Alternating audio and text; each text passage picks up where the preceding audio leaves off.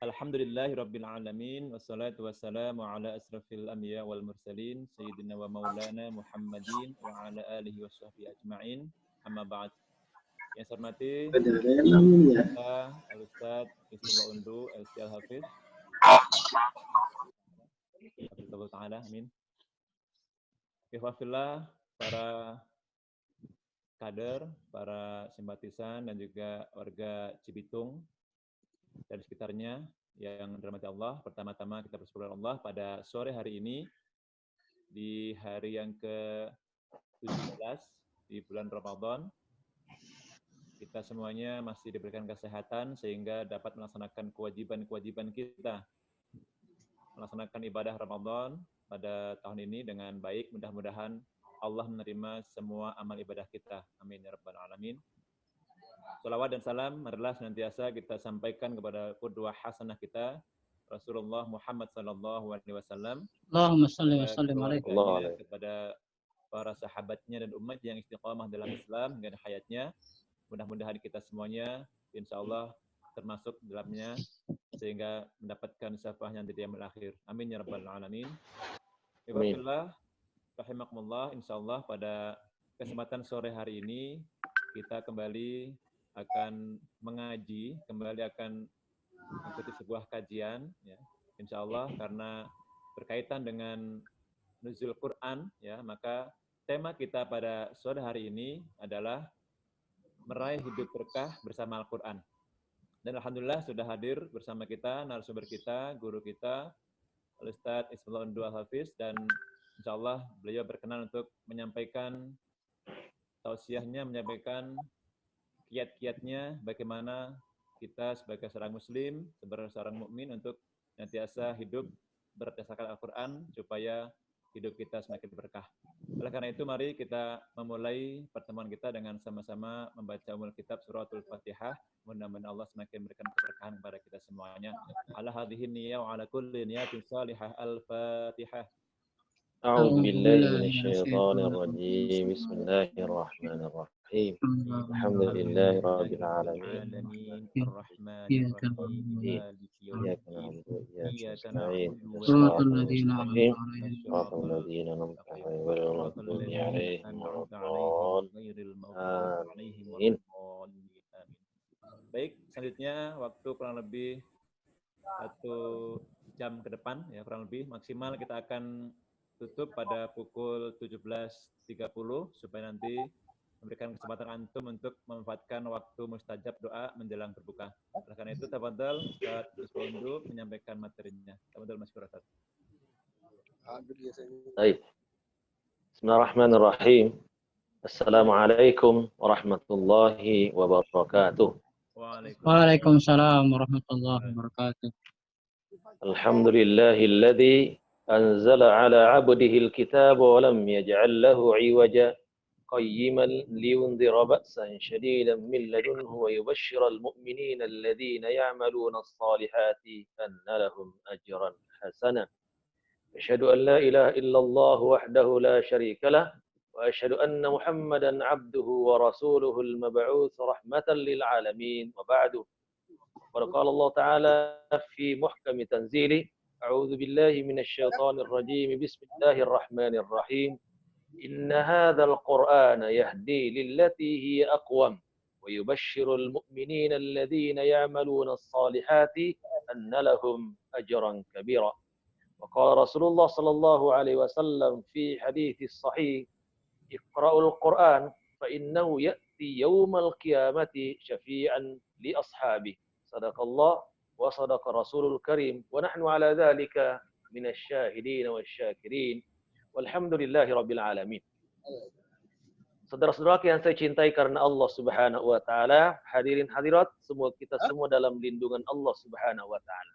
Pertama dan utama, mari kita dengan hati yang tulus memanjatkan puji syukur kehadirat Allah Subhanahu wa taala atas limpahan dan karunia yang Allah berikan kepada kita secara terus-menerus, termasuk sore hari yang berbahagia ini. Allah berikan kepada kita kesehatan, kesempatan, dan kekuatan iman untuk sama-sama hadir dalam majelis ta'lim atau kajian sore pada hari yang berbahagia ini. Salam dan salam semoga tercurah limpahkan kepada uswah dan qudwah kita Rasulullah sallallahu alaihi wasallam serta keluarganya, para sahabatnya dan semua umatnya istiqamah menjalankan sunnah-sunnahnya. Pertama, saya secara pribadi dan tentu sebagai ketua IKADI mendukung acara yang dilaksanakan oleh teman-teman di Cibitung dalam rangka menguatkan ikatan kita dengan Al-Quran yang merupakan pedoman hidup kita untuk menuju bahagia dunia dan selamat akhirat. Sebab tidak ada lagi yang bisa menyelamatkan kita di dunia, membimbing kita ke jalan yang benar, kecuali kemudian Al-Quran ini. Termasuk keselamatan kita di akhirat sangat bergantung pada keterikatan kita dengan Al-Quran. Untuk itu, apa yang dilakukan oleh teman-teman di Cibitung sore hari ini adalah tepat agar kita semua selalu bersama dengan Al-Quran. Duru ma'al Qur'ani haitsu daru. Beredarlah kalian bersama dengan Al-Quran dimanapun kalian beredar dan berada. Saudara-saudara yang saya cintai karena Allah Subhanahu wa taala, tema kita pada kesempatan ini berkait dengan hidup berkah di bawah naungan Al-Quran. Nah, Al-Quran sendiri mensifati dirinya dengan berkah. Jadi Al-Quran sendiri mensifati dirinya dengan keberkahan. Berdasarkan firman Allah dalam surat 38 ayat 29, surat Shad ayat 29, Allah berfirman, Kitabun anzalnahu ilaika mubarakul liyadabbaru ayati waliyatadzakkara ulul albab. Inilah Al-Quran yang kami turunkan, mubarak, penuh berkah, penuh berkah. Artinya bahwa dengan mengikuti petunjuk Al-Quran, maka seluruh gerak-gerik kita bernilai pahala di sisi Allah Subhanahu wa taala. Sebaliknya, jikalau kita bergerak, berbicara, bertindak bukan berlandaskan Al-Quran, maka seluruh aktivitas kita tidak akan bernilai di sisi Allah Subhanahu wa taala. Karena keberkahan sesungguhnya ada pada kemampuan kita mendapatkan pahala dari setiap aktivitas yang kita lakukan. Untuk memperjelas ini bahwa bagaimana kemudian bisa hidup berkah di bawah naungan Al-Quran, ada beberapa poin yang saya ingin sampaikan. Walaupun ini mungkin berulang, tetapi ada 8 poin item dalam waktu singkat. Insya Allah ini kemudian bisa benar-benar bisa disampaikan semuanya. Satu adalah apa keistimewaan bulan Ramadan? Karena nanti akan bertemu dengan bulan berkah dengan Al-Quran berkah. Jadi poin pertama yang saya ingin sampaikan adalah apa keistimewaan bulan Ramadan. Secara singkat, keistimewaan bulan Ramadan itu seperti yang disebutkan dalam hadis adalah bahwa keberkahan bulan Ramadan, satu, pintu surga dibuka selebar-lebarnya. Itu jelas, sering kita dengar dan kita sudah paham semua. Yang kedua, pintu neraka ditutup serapat-rapatnya. Jelas, kita sudah sering dengar. Artinya kemampuan atau kemauan untuk melakukan maksiat di bulan Ramadan, insya Allah itu akan menurun drastis karena keistimewaan Ramadan. Yang ketiga, setan dibelenggu. Yang dimana kita selalu tergoda oleh setan. Pada saat ini insya Allah tidak akan tergoda oleh setan. Oleh karena pimpinan-pimpinan setannya itu kemudian dibelenggu oleh Allah. Yang keempat, amal soleh dilipat gandakan. Amal soleh dilipat gandakan. Inilah hanya sebulan. Ini hanya sebulan. Amal soleh kita dilipat gandakan. Dari 10 kali lipat menjadi 700 kali lipat. Di bulan Ramadan, setiap amalan kita akan berlipat jadi 10 kali lipat. Khusus untuk di bulan Ramadan, meningkat menjadi 700 kali lipat. Yang berikutnya, inilah satu-satunya bulan yang disebutkan dalam Al-Quran. Jadi kalau Ramadan itu nggak ada bulan lain selain Ramadan yang disebutkan di dalam Al-Quran. Tapi hanya Syahrul Ramadan, bulan Ramadan. Dan terakhir saya sampaikan bahwa disinilah kemudian ada Lailatul Qadar. Lailatul Qadar. Di bulan Ramadan ada Lailatul Qadar. Itu di antara keistimewaan bulan Ramadan. Bisa nanti ditambahkan. Yang kedua, apa keistimewaan Al-Quran? Kalau yang pertama adalah apa keistimewaan bulan Ramadan? Kali ini apa keistimewaan Al-Quran? Satu, keistimewaan Al-Quran itu adalah satu-satunya kitab yang tidak akan berubah karena dipelihara secara langsung oleh Allah. Jadi dijaga secara langsung. Inilah satu-satunya kitab yang tidak akan berubah sepanjang zaman. Oleh karena Allah yang langsung memeliharanya. Adapun kitab Taurat, kitab Injil, kitab Zabur itu diserahkan kepada para ulama mereka. Setelah Nabi Musa tiada, setelah Nabi Isa tidak ada, setelah kemudian Nabi Daud tidak ada, maka diserahkan pemeliharaannya kepada para ulamanya, para rahib, para pendetanya begitu ya. Tetapi mereka tidak mampu menjaganya berdasarkan firman Allah dalam surat Al-Maidah, bimastuhfidu min kitabillah. Diserahkan pemeliharanya kepada mereka-mereka yang ahli di bidang kitab Taurat dan Injil. Tapi sayang mereka tidak mampu menjaganya. Mereka berubahnya sesuai dengan hawa nafsunya. Kemudian setiap pendeta datang berikutnya, kemudian merubahnya juga sesuai dengan perkembangan zaman menurut mereka. Nah, untuk Al-Quran, ini adalah karunia Allah terbesar kepada kita dan kepada umat Islam secara umum. Allah akan menjaganya berdasarkan firman Allah dalam surat Al-Hijr, Inna nahnu nazzalna dzikra wa inna lahu lahafidhun. Sesungguhnya kamilah yang menurunkan Al-Quran dan kamilah kata Allah yang menjaganya. Walaupun Allah tidak langsung menjaganya dengan tangannya, tetapi menugaskan orang-orang dan ada kemudian percetakannya untuk terus terjaganya Al-Quran. Kita akan lihat nanti. Jadi yang pertama adalah satu-satunya kitab yang tidak akan berubah karena dijaga langsung oleh Allah Subhanahu wa Ta'ala. Yang kedua, keistimewaan Al-Quran adalah satu-satunya amalan yang dihitung berdasarkan huruf. Satu-satunya amalan yang dihitung berdasarkan huruf.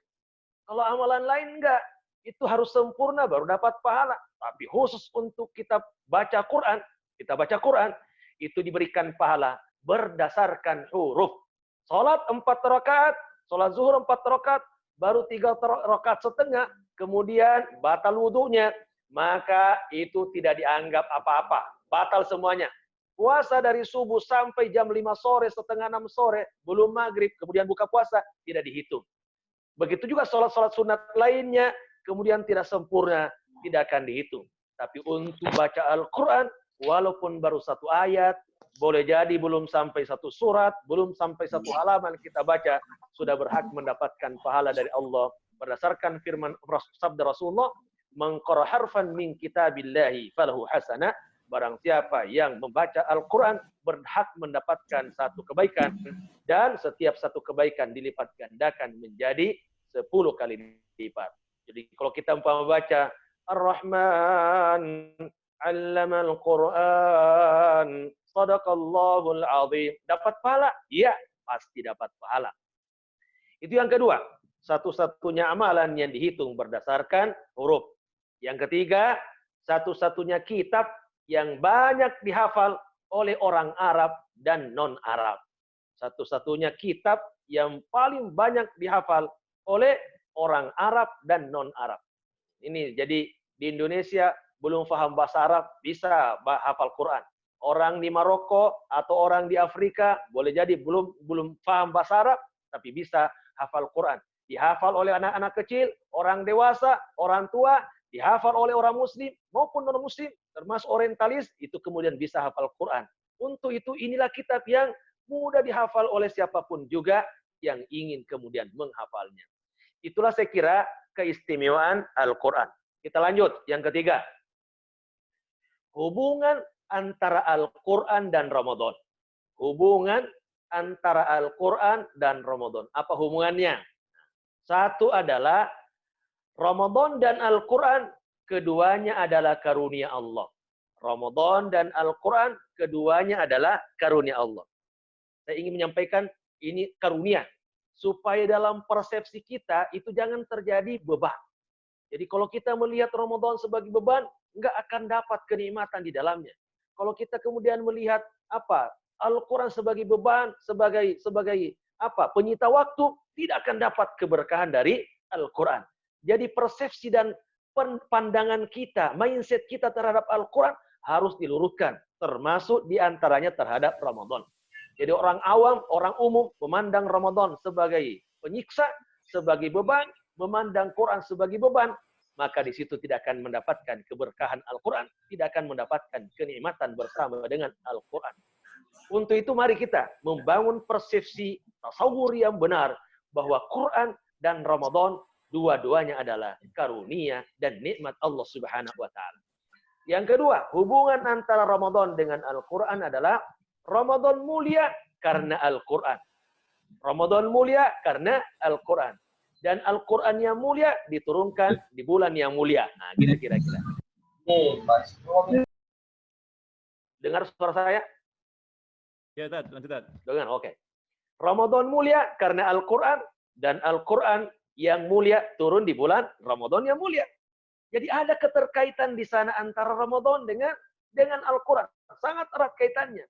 Bahkan Al-Quran itu pertama kali juga diturunkan di bulan Ramadan. Jadi Allah memilih bulan yang sangat hebat dan luar biasa. Itulah bulan Ramadan. Saya kira secara singkat nanti bisa ditambahkan. Tapi saya ingin hanya mengambil judul-judulnya agar kita kemudian mendapatkan konklusi nanti, kesimpulan bahwa ternyata Ramadan, Al-Quran adalah keberkahan, adalah nikmat. Sehingga kita harus berupaya dan berusaha semaksimal mungkin untuk lebih banyak berinteraksi dengan Al-Quran di bulan ini. Yang keempat, kalau tadi hubungan antara Ramadan dengan Al-Quran, sekarang kita akan pindah hubungan antara Al-Quran dengan puasa. Hubungan antara Al-Quran dan puasa. Apa hubungannya? Nah itu. Satu, berpuasa dan berinteraksi dengan Al-Quran, dua-duanya adalah perintah.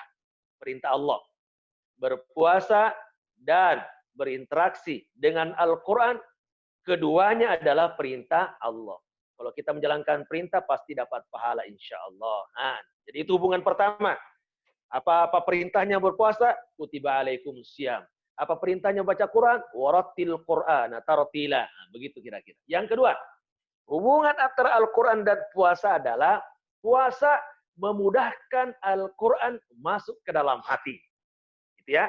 Jadi puasa memudahkan Al-Quran masuk ke dalam hati. Beda ya.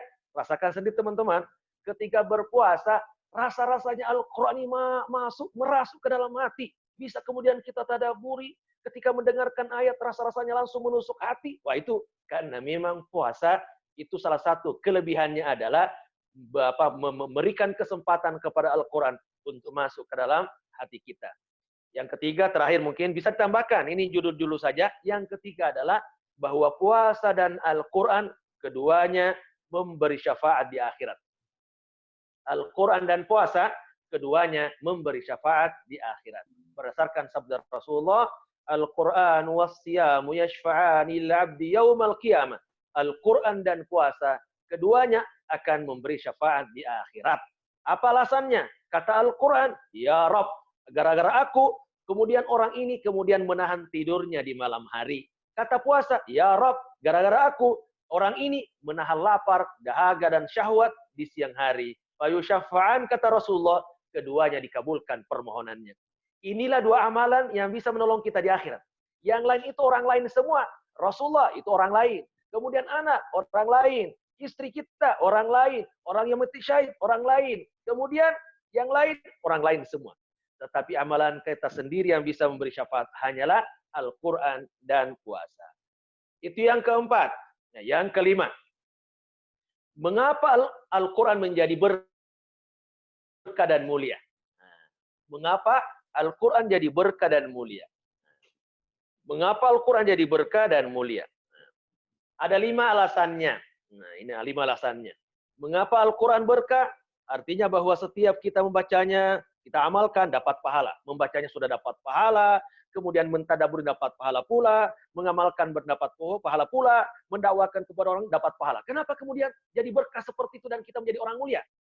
Satu, ada 5. Satu adalah karena bersumber dari zat yang mulia dan berkah. Nah, bersumber dari zat yang maha mulia dan berkah. Itulah Allah Subhanahu wa taala. Mubarak. Jadi bersumber dari zat yang maha mulia dan maha berkah. Artinya memberi berkah. Itu yang pertama. Yang kedua, urutannya begitu ya. diturunkan melalui malaikat yang mulia, itulah Jibril. Nah, jadi semuanya mulia-mulia semua. Akhirnya jadi berkah kan? Diturunkan melalui malaikat Jibril. Yang ketiga, diturunkan kepada orang termulia. Nah, diturunkan kepada orang termulia di dunia ini. Diturunkan kepada orang termulia, bahkan makhluk termulia di atas permukaan bumi. Khairul bariyah. Yang keempat, diturunkan pada bulan yang penuh berkah. Bulan apa? Bulan Ramadan. Diturunkan pada bulan yang penuh berkah. Itulah bulan Ramadan. Pertama kali ya, kalau selanjutnya itu bulan-bulan lain. Tapi ketika Allah menurunkan pertama kali Al-Quran ke dunia ini, dipilih bulan yang paling berkah. Terakhir, diturunkan pada malam yang sangat berkah. Bulan apa? Malam apa? Lailatul Qadar. Diturunkan pada malam yang penuh berkah. Dari mana dalilnya bahwa Lailatul Qadar malam yang berkah? Dalam surat Ad-Dukhan. Inna anzalnahu fi lailatin mubarakah. Sesungguhnya kami menurunkan Al-Quran pada malam yang sangat berkah. Jadi, kalau kita lihat, asal-usul Quran ini, proses penurunannya, diturunkan kepada siapa? Dipilih tempat dan kondisi yang paling baik, waktu yang paling tepat, maka kelihatannya memang adalah kitab yang paling berkah. Maka kesimpulan dari poin kelima ini adalah bahwa barang siapa yang berinteraksi dengan Al-Quran, pasti mulia dan berkah. Barang siapa yang berinteraksi dengan Al-Quran, pasti mulia dan berkah. Nggak ada alasan untuk tidak berkah. Tidak ada alasan untuk kemudian tidak mulia. Nah, tidak mulia, pasti. Pasti mulia, pasti berkah hidupnya. Oleh karena selalu bersama dengan Al-Quran. Dan Al-Quran itu bersumber dari zat yang maha mulia dan berkah. Melalui malaikat Jibril yang paling mulia dan berkah. Kepada orang termulia dan terberkah di dunia ini. Dan diturunkan pada bulan sangat berkah. Dan pada malam yang sangat berkah. Maka kesimpulannya adalah barang siapa yang berinteraksi dengan Al-Quran pasti mulia, pasti menjadi orang yang paling berkah hidupnya. Berdasarkan firman Allah dalam surat 21 ayat 10, surat Al-Anbiya ayat 10, Allah berfirman, laqad anzalna ilaikum kitaban fi dzikrikum afala ta'qilun. Sungguh kami telah menurunkan kepadamu kitab yang menjadi sebab-sebab kalian menjadi mulia. Apakah kalian tidak mau memahaminya, tidak mau menyadarinya, dan tidak mau menjadi orang yang berpikir? Jadi teman-teman, mari kita mencari keberkahan, mencari kemuliaan melalui Al-Quran. Jangan cari yang lain, itu pasti hina, pasti hina. Qarun mencari kemuliaan, keberkahan melalui harta, hina. Fir'aun mencari keberkahan, mencari kemuliaan di hadapan manusia dengan cara mengejar jabatan, hina ujungnya. Demikian juga Abu Jahal, demikian juga yang lain. Semua menjadi hina, walaupun dalam pandangan manusia sesaat, itu kemudian menjadi orang mulia. Termasuk di Indonesia, mungkin di negara manapun, orang yang mencari kemuliaan melalui jabatan, melalui harta, ujung-ujungnya pasti menjadi orang yang hina, minimal jelang meninggal dunia. Sekarang kita pindah ke poin ke-6. Mengapa para sahabat berkah hidupnya dengan Al-Quran? Mengapa para sahabat berkah hidupnya dengan Al-Quran? Mengapa para sahabat berkah hidupnya dengan Al-Quran? Karena mereka adalah khairul qurun, ya, generasi terbaik, jilul Quran, alladhi yamshi 'alal ard, generasi Quran yang berjalan di muka bumi. Mengapa mereka sebut dengan jilul Quran dan khairiyatul ummah, menjadi umat terbaik, menjadi umat yang hidupnya berkah, penuh dengan pahala, seluruh aktivitasnya bernilai ibadah di sisi Allah Subhanahu wa taala? Inilah 4 alasan. 4 alasannya. 1, membaca Al-Quran untuk diamalkan. Jadi mari kita, walaupun baca Quran itu sudah dapat pahala otomatis insya Allah, tetapi kita sebagai apa?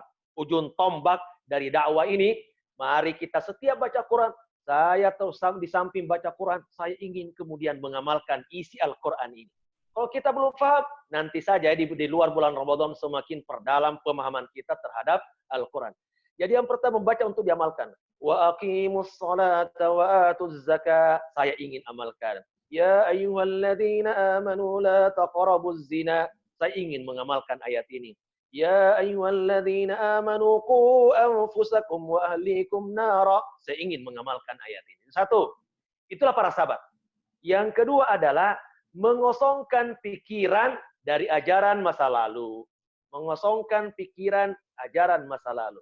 Jadi Quran bukan dijadikan sebagai penguat argumentasinya, tetapi justru Al-Quran dikuatkan oleh argumentasi kita. Begitu. Jangan justru terbalik. Dicari pikiran kita dulu, baru dicari dalilnya. Enggak. Allah berfirman dalam surat Al-Hujurat ayat 1, La tuqaddimu baina yadayillahi wa rasuli wattaqullah. Jangan mendahului Allah dan Rasulnya. Artinya carikan dalil sebelum melakukan tindakan dan perbuatan. Dan itulah para sahabat. Walaupun mereka lahir dengan berbagai isme, berbagai kemudian pandangan hidup, berbagai ajaran, tetapi dia buang semuanya. Lalu secara perlahan Al-Quran dimasukkan ke dalam otaknya dan hatinya, sehingga berubah total pikiran dan perasaannya, serta perbuatannya. Sehingga itu yang kemudian menjadikan mereka umat terbaik. Sibghatullah, wa man ahsanu minallahi sibghah. Quran itulah yang mensibghah mereka, baik itu pikiran maupun perbuatan dan tindakannya. Yang ketiga, menjadikan Quran sebagai rujukan utama. Menjadikan Al-Quran sebagai rujukan utama. Makanya para ulama juga sama. Jadi apa? Dalam menetapkan hukum, qala Allah, qala Rasul, qala sahabat, qala tabi'in, qala ulama. Begitu. Jadi qala Allah banyak. Bukan qala profesor ini enggak. Itu terlalu naif kalau dijadikan rujukan para profesor. Walaupun memang ahli di bidang ilmu tertentu, tetapi insya Allah kemudian itu bisa dijadikan nanti, tetapi akhir-akhir. Terakhir, mengapa para sahabat berkah hidupnya? Mengapa mulia? Karena Al-Quran diarahkan kepada dirinya. Ya itu juga ya. Biasanya kalau kita baca Quran, ini untuk orang lain, Enggak. Sekarang kita bahwa di samping tadi Al-Quran untuk diamalkan, membaca Quran untuk diamalkan. Sekarang setiap menemukan ayat, ini untuk saya, ini untuk saya, sebelum nanti orang lain. Ketika membahas amanah, saya dulu yang harus amanah. Ketika membahas masalah syirik, saya dulu harus menghindari syirik. Begitulah para sahabat. Dan insya Allah kita bisa melakukan ini, dan sehingga kita bisa kemudian menjadi orang mulia juga, walaupun tidak akan mampu menyamai para sahabat Nabi Muhammad SAW. Yang ketujuh, sekarang apa tugas kita agar juga hidup berkah dan mulia? Apa tugas kita?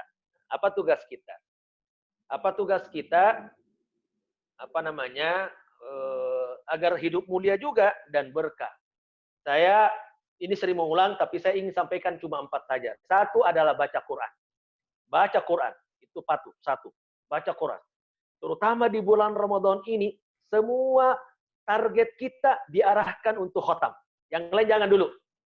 Dan itulah kebiasaan para salafus saleh kita, dari sahabat, dari tabi'in, semua arahnya, orientasinya, semua ada khotam. Bagaimana belajar? Enggak, itu dikesampingkan dulu. Sehingga Imam Malik ketika Ramadan tiba, kemudian menutup kitab Al-Muwatta'nya dan fokus khotam Quran. Imam Bukhari mengesampingkan kemudian kitab hadisnya dan khotam 10 kali. Imam Syafi'i apalagi? Dia tidak ada lagi yang ini. Semuanya Quran. Jadi kalau yang bertanya, bagaimana kalau saya baca Quran tidak paham? Enggak apa-apa. Yang penting sekarang biasakan lidah baca Quran. Dan setelah Ramadan baru kemudian kita secara bertahap mempelajari Al-Quran dari sisi makna, dari sisi tafsirannya, dari sisi kemudian pengamalan terus-menerus. Itu yang pertama, baca Quran. Nah, makanya ujung tombak dari dakwah ini kalau bisa khotam minimal 2 kali, kalau bisa 3 kali, ya syukur-syukur 5 kali ya. Apalagi stay di rumah, sekarang ini banyak bekerja dari rumah. Mari kita manfaatkan waktu yang Allah berikan. Ini karunia Allah. Boleh jadi selama ini kita sibuk dengan beragam pekerjaan. Akhirnya ada alasan untuk tidak baca Quran. Sekarang apa alasannya coba? Sudah di rumah. Untuk itu, lakukan yang terbaik. Bagaimana contoh para sahabat? Di antaranya Abu Darda. Abu Darda itu ketika Ramadan, 10 hari pertama, setiap 3 hari khotam Qurannya. 10 hari pertama, setiap 3 hari khotam Qurannya. Artinya, 10 hari pertama, 3 kali khotam. 10 hari kedua, itu setiap 2 hari. Setiap 2 hari khotam Qurannya. Nah, sekarang kita 10 hari kedua ya. Nah, setiap 2 hari khatam Quran, artinya 5 kali khatam.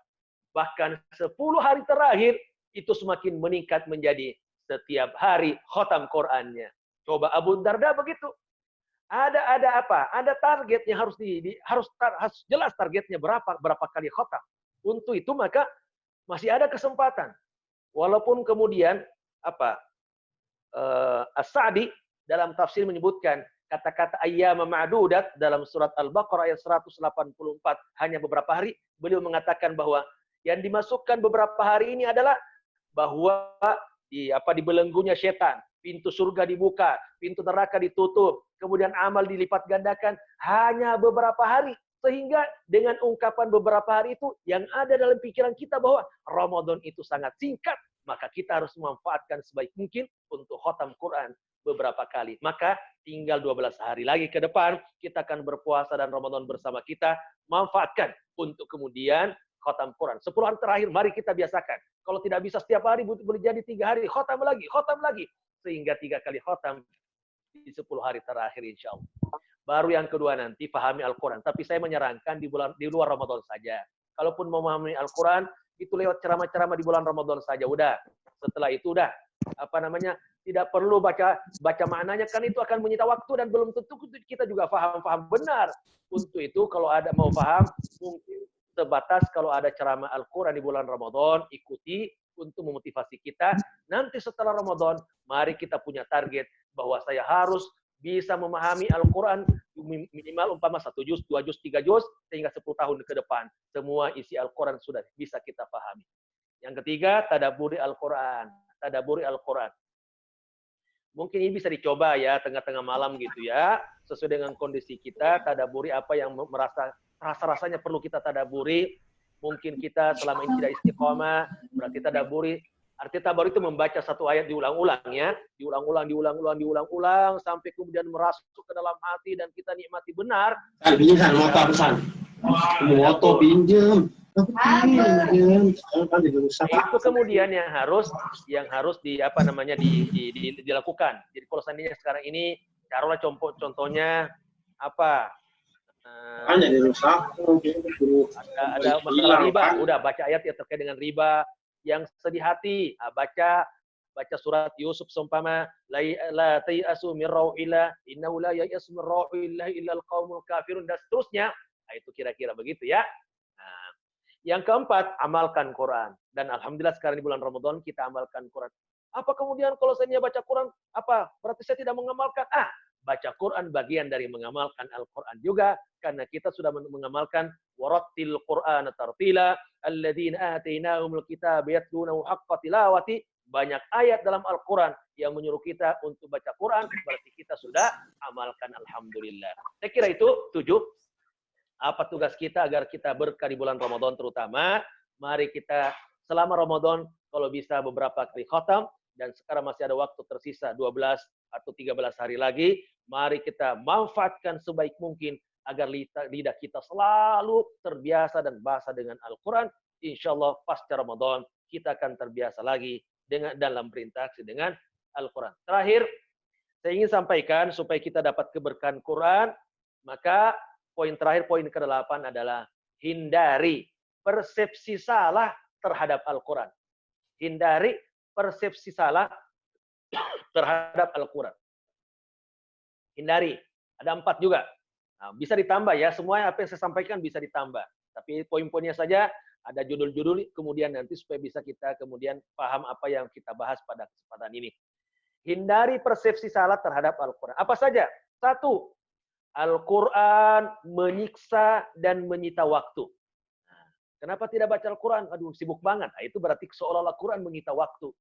Mengapa tidak baca Quran hari ini? Ya saya sibuk banget, saya kemudian ini. Apa dari pagi sampai malam tidak ada. Nah, itu berarti seolah-olah Quran itu menyita waktu, sedangkan mengurus yang lain tidak menyita waktu. Persepsi ini salah. Persepsi ini salah.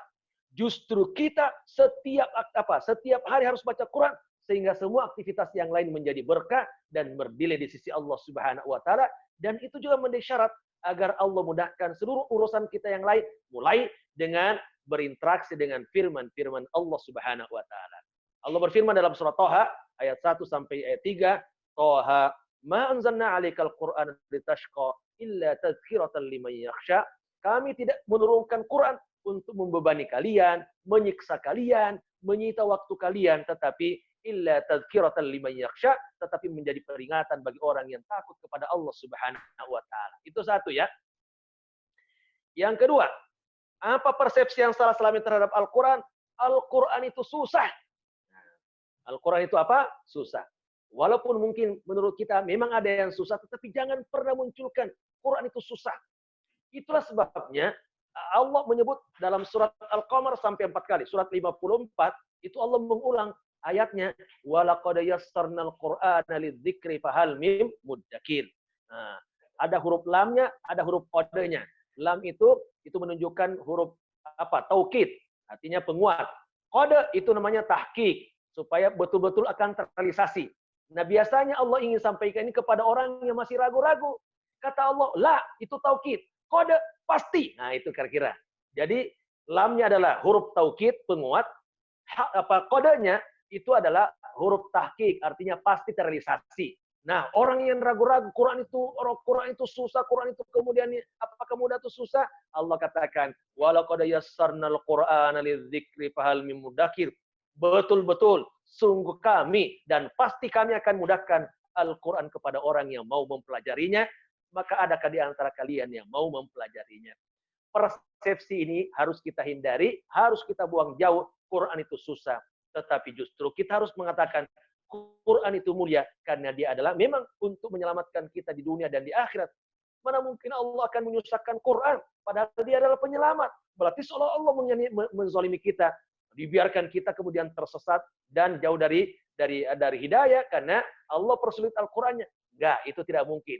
Tidak mungkin. Allah justru ingin permudah supaya kita ini mendapatkan kebahagiaan dan keselamatan. Yang ketiga, persepsi yang salah terhadap Al-Qur'an adalah Al-Qur'an itu untuk orang mati. Walaupun kalau berkaitan kiriman ayat kepada orang mati itu bagian fikih ya, tetapi saya ingin menyampaikan di sini terutama untuk kita semua personal kita, pribadi kita masing-masing, bahwa Quran itu untuk orang hidup, bukan untuk orang mati, bukan untuk orang mati. Ya, jadi saya ingin mengamalkan, sebab tugas untuk mengamal Quran hanya untuk orang hidup, orang mati selesai tugasnya, nggak ada tugasnya di sisi Allah lagi. Makanya Allah Subhanahu Wa Taala menyebutkan dalam surat Yasin, surat yang ke-36 ayat 69 sampai 70, Allah katakan, in huwa illa dzikru wa Qur'anum mubin liunzira man kana hayyan wa yahiqqal qawlu 'alal kafirin.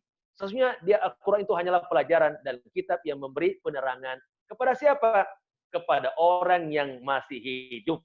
Walaupun ada yang mengartikan kata-kata hidup sini artinya hidup hatinya, tetapi orang hidup hatinya juga harus hidup orangnya, ya, supaya pastilah ketetapan azab terhadap orang-orang kafir.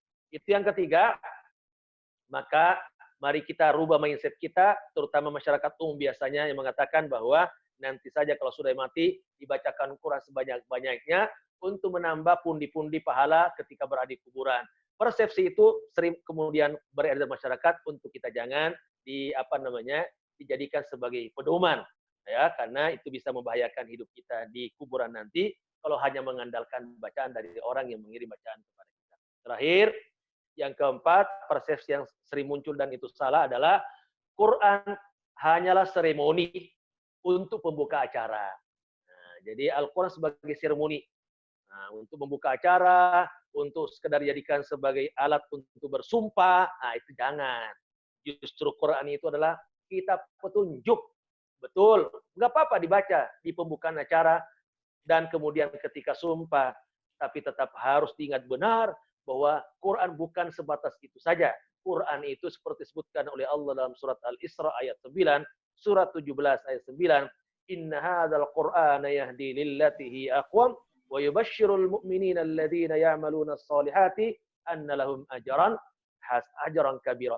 Sesungguhnya Quran ini adalah menunjuki ke jalan yang paling lurus dan supaya kemudian memberi kabar gembira kepada orang-orang mukmin bahwa mereka berhak mendapatkan pahala yang besar. Pahala besar itu adalah bagian dari keberkahan.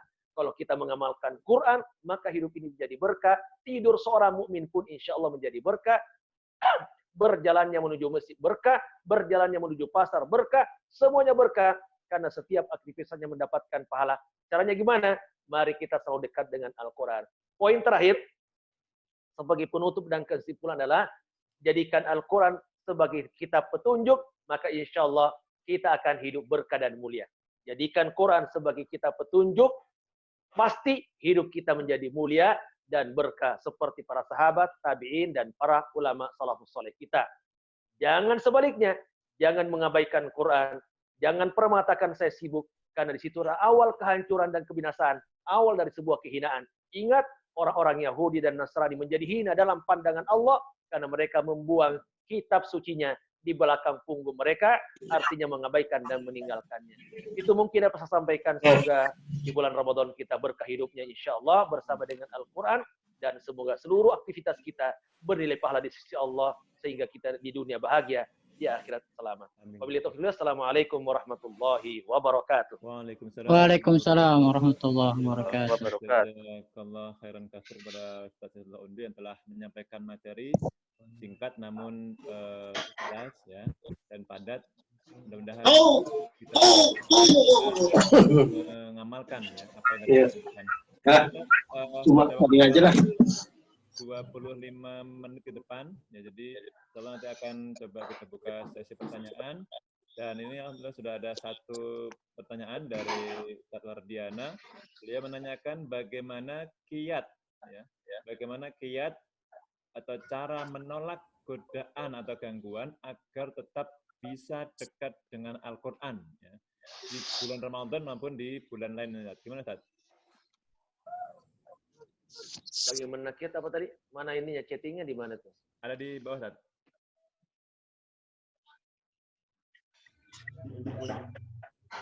Munculkan coba. Terantum Kak, ini apa?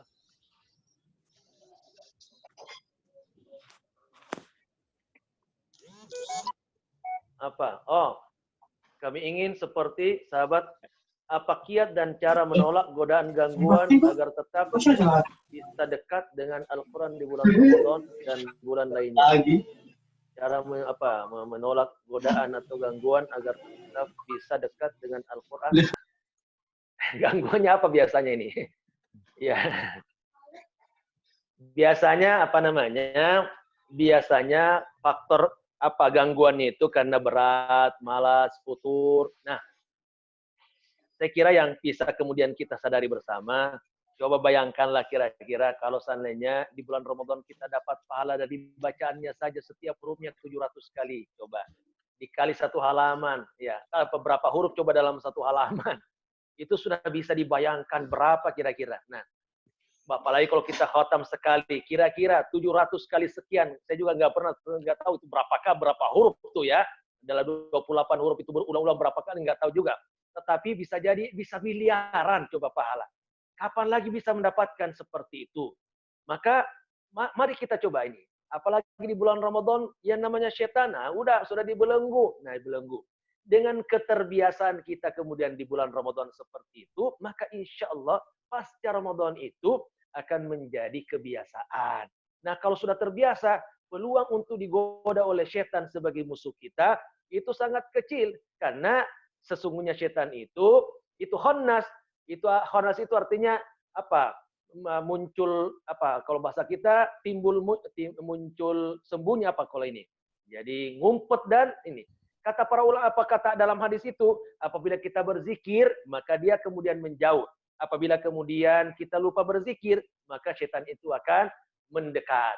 Maka ketika baca Quran itu otomatis insya Allah setannya akan menjadi jauh karena dia adalah musuh bebuyutan kita. Yang lain memang adalah mari kita kemudian terbiasa ada grup-grup ininya, grup-grup apa seperti odotnya begitu ya. Grup yang memang khusus bagaimana saling memotivasi untuk dekat dengan Al-Quran. Mungkin yang membuat kita malas itu gara-gara grup kita semuanya grup bisnis. Bisnis boleh ya, bukan berarti menafikan. Tetapi boleh jadi kemudian grup kita adalah grup-grup yang teman-teman SMA yang pembahasannya tidak fokus. Bisa jadi grup itu adalah orang-orang yang rekan guru kita apa segala macam. Nah, itu mungkin harus ada grup khusus ya 1-2 gitu yang memang saling memotivasi untuk selalu dekat dengan Al-Quran. Bagaimanapun yang namanya sahabat itu sangat berpengaruh. Al-mar'u ala dini khalili falyanzur ila man yukhalil. Agama seorang tergantung pada agama temannya, maka hendaklah dia mencari dengan siapa dia berteman. Kira-kira begitu ya. Mari kita kemudian di bulan Ramadan, penting biasakan dulu. Biasakan. Kalau malas, ingat lagi, insya Allah bahwa pahala sudah menanti begini. Masa saya akan bermalas-malasan? Mana lagi kami akan mendapatkan pahala sebesar selain bulan Ramadan? Maka insya Allah itu akan membangkitkan semangat. Dan itu juga bukan berarti saya tidak pernah mengalaminya. Ya bisa saja kemudian mengalami itu. Tetapi kalau ingat lagi, ya Allah rugi amat begitu ya kalau mengabaikan satu hari, 2 hari, 1 jam, 2 jam, kemudian tidak berinteraksi dengan Al-Quran. Wallahu a'lam. Mungkin Anda bisa bacakan pertanyaan dari rekan-rekan Ustaz. Boleh. Alhamdulillah. Dari Ahrinaldi, waktu terbaik sekali membaca di bulan Ramadan bisa malam, apa pagi, ataupun petang, Ustaz? Ya, kalau bisa sih di bulan Ramadan, kalau bisa, itu dijadwal, kalau bisa minimal 3 jam sampai 8 jam baca Quran. Nah, kalau bisa ya, 3 sampai 8 jam. Artinya kalau 8 jam itu setiap 2 jam baca Quran, setiap 2 jam baca Quran lagi, 1 jam begitu, insya Allah itu. Tapi kalau tidak bisa, pokoknya targetkanlah. Waktunya itu pertama dulu targetkan 3 jam. 3 jam nanti diatur. Yang paling baik setelah subuh sampai jam 7. 1, berarti 2 jam. Jam 5 sampai jam 7 baca Quran. Nah, kalau setelah itu adalah setelah asar sampai jelang maghrib. Nah, baca Quran lagi, 2 jam lagi, sudah 4 jam. Luar biasa. Setelah tarawih, baca Quran lagi sampai jam 9, jam 10, 2 jam lagi, sudah 6 jam. Nah, kalau sudah terbiasa di bulan Ramadan sampai 5 sampai 6 jam, 3 sampai 6 jam, wah, itu luar biasa. Jadi saya rekomendasikan baca Qur'annya adalah 3 waktu itu ya. 1 setelah subuh, yang kedua setelah asar, yang ketiga setelah isya atau setelah tarawih. Apakah di luar itu boleh? Boleh saja, silakan. Ditambah juga. Nah, apalagi kalau misalnya tidak ada kerjaan, udah sebelum zuhur juga boleh saja, setelah zuhur juga boleh-boleh saja. Nah, cuma memang baca Quran itu harus ditetapkan waktunya. Karena biasanya semangat itu akan muncul ketika waktunya telah tiba. Kita tetapkan setelah asar, pasti setelah asar ada keinginan baca Quran. Setelah tarawih ada keinginan baca Quran. Setelah subuh ada keinginan untuk baca Quran. Kira-kira begitu. Di luar Ramadan tentu yang paling baik adalah memang setelah subuh dan antara maghrib isya. Wallahu a'lam. Satu lagi Ustadz dari Pak Win. Seringkali masih ada perbedaan pendapat terkait dengan wanita yang haid ataupun nifas yang melakukan tilawah dengan cara memegang mushaf Al-Quran. Bagaimana pendapat Ustadz terkait hal ini, Ustadz? Bahasa Al-Qur'annya dan bahasa hadisnya itu selalu menggunakan kata-kata la yamassuhul Qur'an, la yamassul haidu walan nufasa Al-Qur'an. Jadi ada istilah menyentuhnya.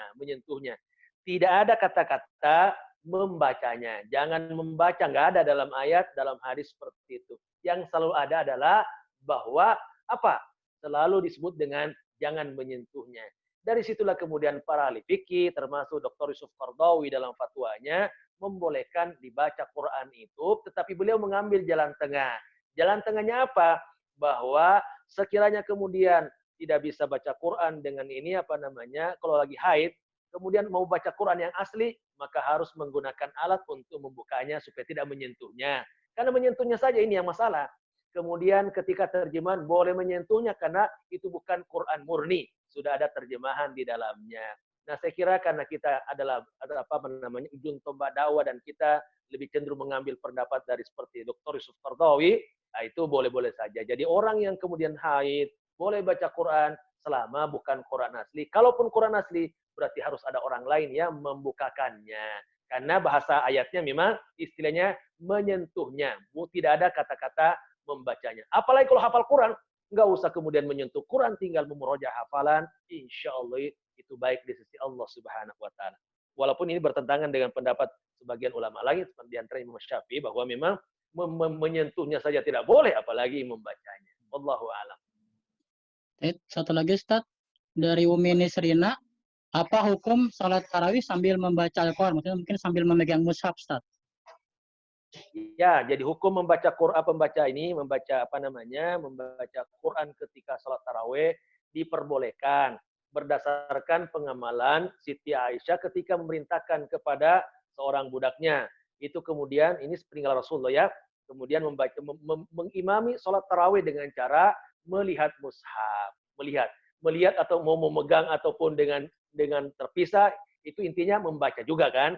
Jadi boleh untuk kemudian baca Al-Quran ketika sholat tarawih bila mana imamnya itu terbatas hafalan Qurannya. Karena ingin kemudian membaca Al-Quran lebih banyak dalam sholat tarawih, maka disitulah diperbolehkan untuk kemudian sambil melihat mushaf ketika sholat tarawih. Dan saya kira juga diamalkan oleh ada salah seorang tabi'in dan akhirnya kemudian para ulama mutaakhirin itu membolehkan membaca Al-Quran ketika menjadi imam dalam sholat tarawih. Allahu a'lam. Baik, Pak Win, dilanjutkan Pak Win, belum ada pertanyaan lagi nih yang saya baca. Ya, baik. Silakan teman-teman semuanya. Barangkali ada yang masih ingin ditanyakan. Afwan, kalau mungkin tadi melengkapi saja catatan saya yang terkait dengan keistimewaan bulan Ramadan nomor 1 dan 2 tadi terlewat, Ustaz. Afwan. Apa tadi? Keistimewaan apa? bulan Ramadan. Poin 1 dan 2 tadi terlewat. Apa keistimewaan bulan Ramadan? Ya. Iya. Satu, pintu surga dibuka selebar-lebarnya, gitu ya. Sering ini Bang. Dan itu hanya di bulan Ramadan. Ini belum ada kaitan dengan puasa ya. Karena puasa juga diwajibkan pada bulan Ramadan, tapi keistimewaan Ramadan. Yang kedua, pintu neraka ditutup serapat-rapatnya. Artinya peluang untuk melakukan kemaksiatan itu nggak ada, karena insya Allah kita semua itu nerakanya nggak ada, pintunya ditutup sehingga tidak ada yang tertarik ke sana. Yang ketiga, setan dibelenggu. Nah, itu dibelenggu. Itu jadi yang selama ini menggoda kita, begitu Ramadan masuk, maka semuanya dibelenggu. Yang keempat, amal soleh dilipat gandakan. Amal soleh dilipat gandakan. Hanya berlaku di bulan Ramadan saja. Ya, jadi dari 10 kali lipat menjadi 700 kali lipat. Alhamdulillah. Apalagi tadi huruf-huruf Quran dibaca, wah, sudah. Nah, tapi kita nggak usah hitung ya, karena kalau dihitung repot. Ada malaikat Allah yang akan menghitung. Yang kelima, satu-satunya bulan disebutkan dalam Al-Quran. Ya, satu-satunya bulan disebutkan dalam Al-Quran. Ini menunjukkan mulianya bulan Ramadan karena hanya dia yang disebutkan dalam Al-Quran. Yang lain enggak. Hanya disebutkan inna iddatas syuhuri indallahi 12 syahran fi kitabillah. Bahwa bilangan bulan dalam setahun ada 12 bulan. Apa namanya? Enggak disebutkan sama sekali. Termasuk bulan Zulhijjah, di mana umat Islam berkumpul di Ka'bah untuk menunaikan ibadah haji, enggak disebutkan juga. Tapi Ramadan, syahrul Ramadan alladzi unzila fihil Quran. Yang keenam adalah bulan di dalamnya ada Lailatul Qadar. Hanya ada di bulan Ramadan. Kalau di luar Ramadan nggak ada namanya Lailatul Qadar. Hanya di bulan Ramadan. Itu pun 10 terakhir. Dan itu pun di malam-malam ganjil. Tidak ada di malam-malam genap. Berdasarkan beberapa riwayat yang sering kita baca. Poin kedua tadi, apa keistimewaan? Apa? Udah ya? Cukup, Ustaz. Ya. Baik. Alhamdulillah. Baik. Ifafillah, masih adakah yang bertanya? Kalau memang sudah tidak ada, mudah-mudahan karena memang kita semua sudah paham, mudah-mudahan, dan insya Allah mudah-mudahan apa yang tadi Ustadz Hizbullah sampaikan itu dapat menjadi inspirasi bagi kita, penyemangat bagi kita, yang motivasi bagi kita agar kita hidup kita senantiasa untuk banyak berinteraksi dengan Al-Quran. Ya, mudah-mudahan, dan ini menjadi salah satu kewajiban kita sebagai seorang Muslim juga, bahwa memang Al-Quran ini adalah menjadi panduan kita, kan? Makanya tadi saya garis bawahi poin yang ke-7 tadi Ustadz sampaikan bahwa tugas kita apa? Ya, tugas kita pertama membacanya, yang kedua kita berusaha untuk memahaminya, yang ketiga tadabbur, dan yang keempat tentunya ini tingkatan yang paling tinggi adalah mengamalkan apa yang sudah Allah cantumkan dalam Al-Quran. Dan juga tadi terakhir sekali bahwa kata Ustadz Isbondu beliau sampaikan hidup dengan Al-Qur'an ya, atau menjadikan Al-Qur'an sebagai petunjuk kita ya, maka pasti hidup kita akan berkah dan mulia. Ini sudah pasti. Mudah-mudahan dengan interaksi kita yang intensif dengan Al-Qur'an, selain memberikan pahala dan tentu juga akan memberikan kemuliaan dan keberkahan kepada kita semuanya. Mungkin demikian Ustaz, karena memang sudah tidak ada yang bertanya lagi. Mudah-mudahan ini semua menjadi Allah kasih kepada Ustaz Iswandri telah berbagi dengan kami, dengan kita semuanya di Cibitung. Mudah-mudahan Allah senantiasa memberikan beliau kesehatan dan memberikan beliau keselamatan dan juga berkah hidupnya. Amin ya rabbal alamin.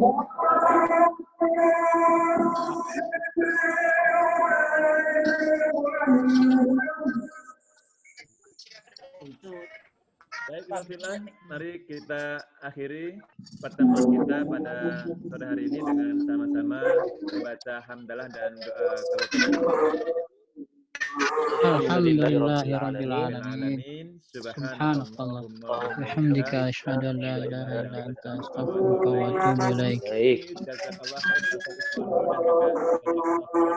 semuanya yang sudah bergabung dengan kajian pada sore hari ini. Mudah-mudahan kita semuanya. Assalamualaikum warahmatullahi wabarakatuh. Waalaikumsalam warahmatullahi wabarakatuh. Selamat semua teman-temannya. Semoga berkah Ramadan ini. Assalamualaikum. Waalaikumsalam warahmatullahi wabarakatuh.